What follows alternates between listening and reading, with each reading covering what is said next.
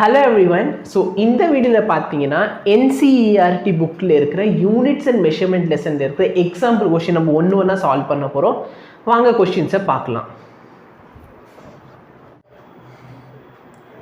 Okay. Example number 15 என்ன சொல்றாங்க?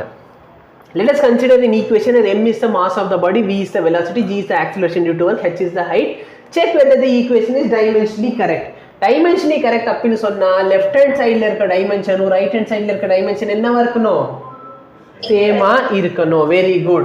half mv square எடுத்துக்கலாம். half mv square. mass ஓட dimension என்ன? m. velocity dimension என்ன?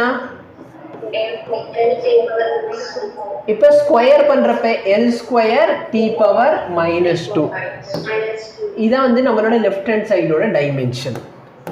right hand side ல கொடுக்கப்பட்ட ஃபார்முலா என்ன? mgh. mass ஓட dimension என்ன? gravity, acceleration due to gravity, height ஓடது dimensionally ரெண்டுமே மேட்ச் ஆகுதா? yes, dimensionally மேட்ச் ஆகுறதுனால dimensionally suppose இங்க பட் dimensionally கரெக்ட்டானு கேட்டாங்க. yes, dimensionally correct. physically இவங்க கரெக்ட்டா? physically பார்த்தா நமக்கு இது தெரியும். இந்த ரெண்டு ஈக்குவேஷன் நம்ம ஆல்ரெடி படிச்சிருக்கோம். அதனால இது physically correct. ஆனா வந்து இது physically கரெக்ட்டானு கேட்டா என்ன ஆன்சர் எழுதணும்? டைமென்ஷன் அனாலிசிஸ் வச்சு நம்ம physical அது கரெக்ட்டா இல்லையா அப்படினு சொல்ல முடியாது. சரிங்களா?